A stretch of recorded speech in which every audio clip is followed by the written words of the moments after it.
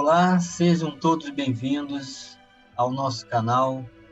Você faz parte de Estudos da Doutrina Espírita.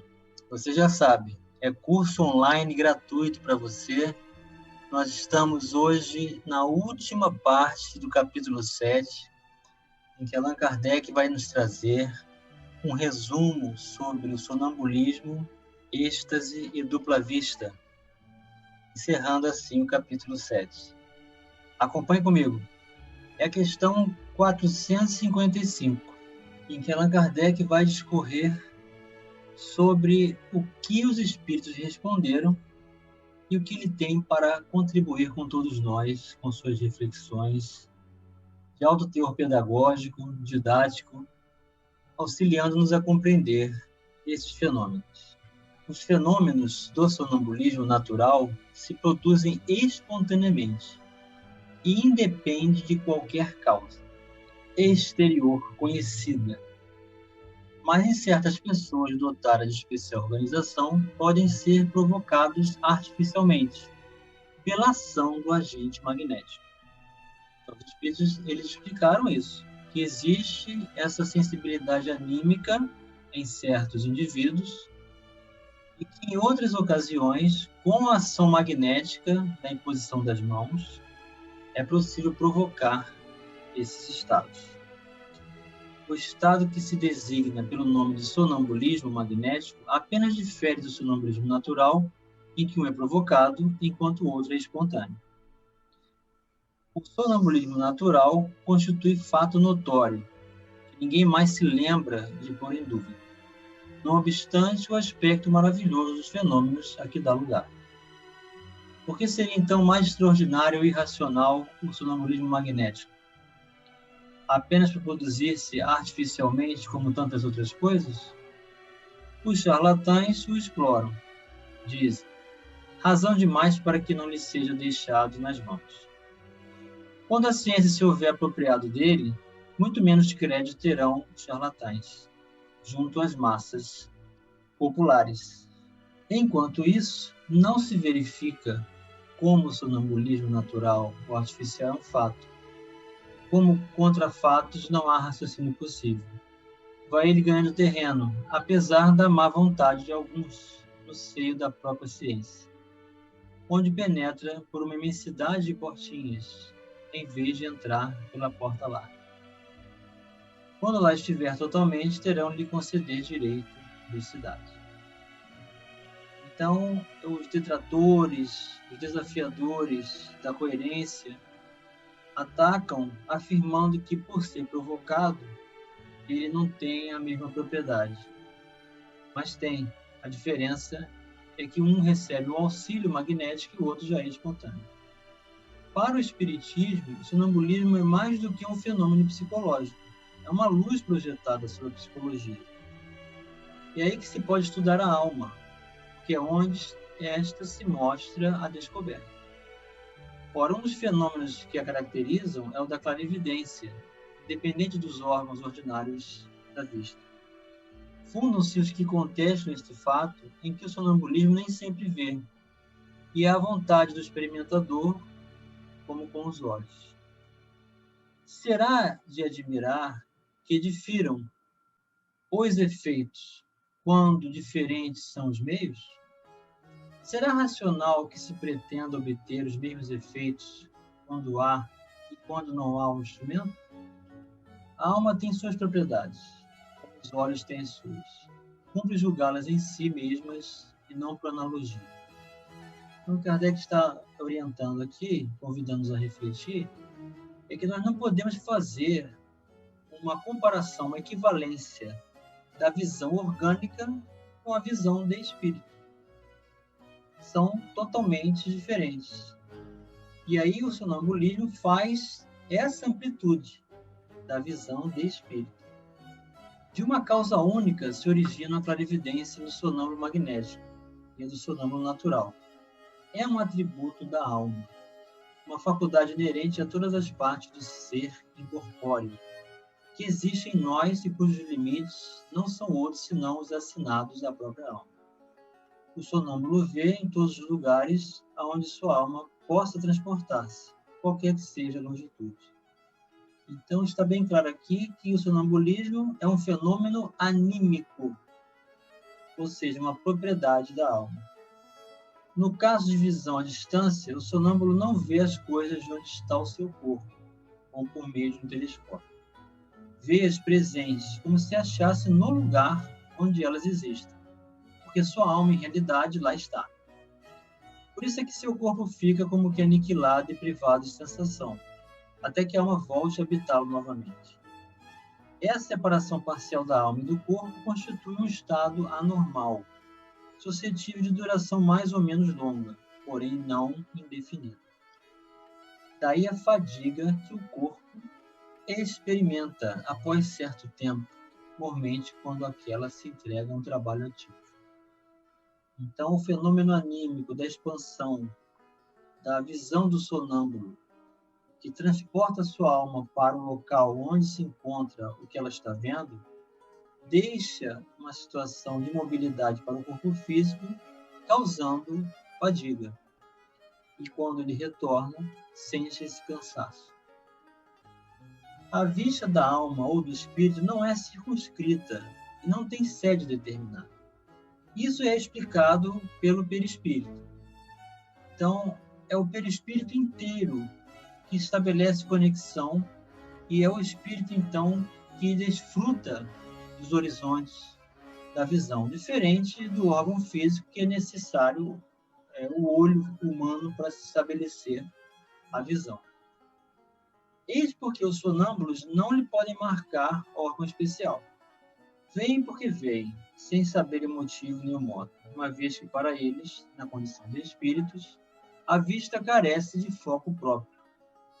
Se se reportam ao corpo, esse foco lhes parece estar nos centros onde maior é a atividade vital, principalmente no cérebro, na região do epigastro, ou no órgão que considere o ponto de ligação mais forte entre o espírito e o corpo. Então, essa ligação tem repercussão no corpo físico, mas não tem registro no corpo físico. Ela está ocorrendo no âmbito do mundo espiritual. O poder da lucidez sonambúlica não é ilimitado. O espírito, mesmo quando completamente livre, tem restringido seus conhecimentos e faculdades, conforme o grau de perfeição que haja alcançado. Ainda mais restringidos os tem quando ligado à matéria, a cuja influência está sujeito. É o que motiva não ser universal nem infalível a clarividência sonambúlica. E tanto menos se pode contar com a sua infalibilidade. Quanto mais desviada seja do fim visado pela natureza e transformada em objeto de curiosidade e de experimentação. No estado de desprendimento em que fica colocado, o espírito sonâmbulo entra em comunicação mais fácil com os outros espíritos encarnados ou não encarnados. Comunicação que estabelece pelo contato dos fluidos, que compõem os perispíritos e serve de transmissão ao pensamento, como um fio elétrico. O sonâmbulo não precisa, portanto, que se lhe exprimam os pensamentos por meio de palavra articulada. Ele os sente e adivinha. É o que o torna eminentemente impressionável e sujeito às influências da atmosfera moral que o envolve. Então é por isso que há essa limitação. Na conexão de expansão do sonâmbulo, a limitação está dentro da experiência dele próprio. É por isso que a vidência do sonâmbulo não está dentro da condição de infalibilidade. Ou seja, ela é restrita à experiência do indivíduo. Isso para nós não nos permitirmos a adoração, a ideia de consulta, ou investigação do que está acontecendo por curiosidade, porque não é uma verdade absoluta, é a verdade da experiência do espírito. Essa também é a razão porque uma assistência muito numerosa e a presença de curiosos mais ou menos malevolentes lhe prejudicam de modo essencial o desenvolvimento das faculdades, que, por assim dizer, se contraem. Só se desdobrando com toda a liberdade no meio íntimo ou simpático. A presença de pessoas mal intencionadas ou antipáticas lhe produz efeito idêntico ao do contato da mão na sensitiva. Então, quando pessoas curiosas, com as tendências de buscar saber resultados dentro do campo dos seus interesses particulares, do seu egoísmo, só por curiosidade quererem saber, e ainda trazem a malevolência e a antipatia nesse processo, a conexão se mantém dentro dos mesmos padrões. O sonâmbulo vê ao mesmo tempo o seu próprio espírito e o seu corpo, os quais constituem, por assim dizer, dois seres que lhe representam a dupla existência corpórea e espiritual, existência que, entretanto, se confundem mediante os laços que as unem. Nem sempre o sonâmbulo se apercebe de tal situação, e essa dualidade faz que muitas vezes fale de si, como se falasse de outra pessoa.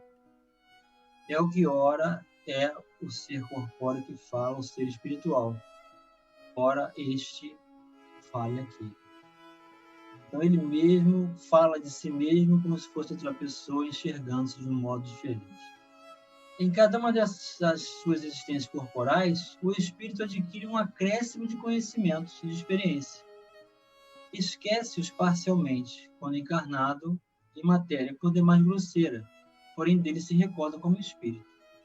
Assim é que certos sonâmbulos revelam conhecimentos acima do grau de instrução que possuem e mesmo superiores às suas aparentes capacidades intelectuais. Portanto, da inferioridade intelectual e científica do sonâmbulo, quando desperto, nada se pode inferir com relação aos conhecimentos que porventura revele no estado de lucidez. Conforme as circunstâncias e o fim que se tem em vista, ele os pode aurir de sua própria experiência, da sua clarividência relativa às coisas presentes, ou dos conselhos que receba de outros espíritos. Então fica aquela impressão do convívio, mas é um registro emocional, que ele vai desfrutar de um novo conhecimento, e não tem acesso de lembrança pelo corpo físico. Então é só uma repercussão valiosa desse contato. Mas, podendo ser o próprio espírito ser mais ou menos adiantado, possível lhe é coisas mais ou menos certas. Então, se o espírito já tiver um desenvolvimento moral, um desapego ao corpo, ele vai ter acesso à memória espiritual. E aí não vai ter impedimento, tanto quanto aquele que tem apego ao seu corpo. Pelos fenômenos do sonambulismo, quer natural, quer magnético, a providência nos dá a prova irrecusável da existência e da independência da alma, e nos faz assistir ao sublime espetáculo da sua emancipação. Então, qual o interesse de Allan Kardec estudar tanto esse fenômeno anímico? Mais uma vez, para ter um novo ângulo de apreciação e aprovação da existência da alma, porque é um recurso da alma de expansão e experiência fora do corpo que ele vai apresentar no momento dessa manifestação, provando mais uma vez a independência da alma. Abre-nos dessa maneira o livro do nosso destino. Quando o sonâmbulo descreve o que se passa à distância, é evidente que vê, mas não com os olhos do corpo. Vê-se a si mesmo e se sente transportado ao lugar onde vê o que descreve. Lá se acha, pois, alguma coisa dele, e não podendo essa alguma coisa ser o seu corpo, necessariamente é a sua alma, ou espírito. Enquanto o homem se perde nas sutilezas de uma metafísica abstrata e inteligível, em busca das causas da nossa existência moral, Deus cotidianamente nos põe sob os olhos e ao alcance da mão os mais simples e patentes meios de estudarmos a psicologia experimental. Então, o Espiritismo vem nos trazer esses horizontes ampliados das possibilidades de conhecermos melhor as pessoas para ajudá-las, para auxiliá-las em tratamento. Então, Allan Kardec está falando aqui da psicologia espiritual, que transcende a psicologia materialista. O êxtase é o estado em que a independência da alma com relação ao corpo se manifesta de modo mais sensível e se torna dessa forma palpável.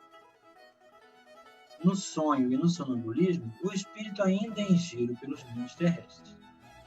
No êxtase, penetra em um mundo desconhecido, os espíritos etéreos, com os quais entra em comunicação, sem que todavia lhe seja lícito ultrapassar certos limites, porque se os transpusesse, totalmente se partiriam os laços que o prendem ao corpo. Cerca-o, então, resplendente e desusado fulgor. Nebriam-no harmonias que na terra se desconhecem.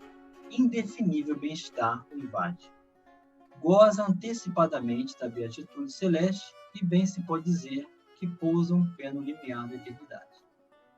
Então, aqui Kardec está fazendo a distinção do êxtase e do sonambulismo, mostrando que o êxtase é uma expansão de consciência do espírito, de comunhão com superioridade, valores do espírito em regiões mais sublimes, menos grosseiras que a Terra. Daí dando essa satisfação plena. No estado de êxtase, o aniquilamento do corpo é quase completo. Fica-lhe somente, pode-se dizer, a vida orgânica. Sente-se que a alma se lhe acha presa unicamente por um fio, que mais um pequenino esforço quebraria sem remissão. Nesse estado, desaparecem todos os pensamentos terrestres, cedendo lugar ao sentimento apurado, que constitui a essência mesma do nosso ser imaterial. Inteiramente entregue a tão sublime contemplação, o estático encara a vida apenas como paragem momentânea. Considera os bens e os males, as alegrias grosseiras e as misérias deste mundo, dos quais incidentes fúteis de uma viagem cujo termo tem a dita de avistar. Então, é a felicidade de não ter o peso do corpo e conviver com o mundo superior. É a característica do estático, que é o nome que se dá às pessoas que têm esse fenômeno espontaneamente, o êxtase. Dá-se com os estáticos o que se dá com os sonâmbulos. Mais ou menos perfeita podem ter a lucidez, e o espírito mais ou menos apto a conhecer e compreender as coisas, conforme seja mais ou menos elevado. Muitas vezes, porém, há neles mais excitação do que verdadeira lucidez. Ou melhor, muitas vezes a exaltação lhes prejudica a lucidez. Daí eu sei frequentemente suas revelações um misto de verdades e erros, de coisas grandiosas e coisas absurdas, até ridículas. Dessa exaltação, que é sempre uma causa de fraqueza, quando o indivíduo não sabe reprimir. Espíritos inferiores costumam aproveitar-se para dominar o estático, tomando como tal intuito aos seus olhos aparências que mais o aferram às ideias que nutrem no estado de vigília. Há nisso um escolho, mas nem todos são assim. Cabe-nos tudo julgar friamente e pesar as revelações na balança da razão. Aqui um ponto muito interessante em que nós vemos muitas pessoas descrever seres e julgarem que são de outros mundos e trazerem recursos, informações desses espíritos e que não estão de acordo com o Evangelho. E aí apropriam-se de mecanismos terapêuticos, revelações ridículas e fanatizam os seus adoradores. Então, é preciso fazer essa distinção para que não venhamos a aceitar esses enganos, essas induções ao outro. A emancipação da alma se verifica às vezes no estado de vigília e produz o fenômeno conhecido pelo nome de segunda vista ou dupla vista, que é a faculdade graças à qual quem a possui vê, ouve e sente, além dos limites dos sentidos humanos. Então, a dupla vista já é a situação de emancipação da alma, mas que a pessoa pode estar no estado de vigília, acordado, e ter essa sensibilidade de deslumbrar o mundo espiritual. Percebe o que existe até onde estende a alma a sua ação. Vê, por assim dizer, através da vista ordinária e como por uma espécie de miragem. No momento em que o fenômeno de segunda vista se produz, o estado físico do indivíduo se acha sensivelmente modificado. O olhar apresenta alguma coisa de vago. Ele olha sem ver. Toda a sua fisionomia reflete uma como exaltação. Nota-se que os órgãos visuais se conservam alheios ao fenômeno, pelo fato da visão persistir, malgrado a oclusão dos olhos. Os dotados dessa faculdade, ela se afigura tão natural como a que todos temos de ver. Consideram-se um atributo de seus próprios seres, que em nada lhes parecem excepcionais.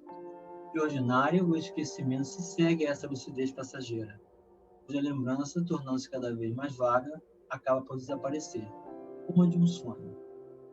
O poder da dupla vista varia indo desde a sensação confusa até a percepção clara e nítida das coisas presentes ou ausentes.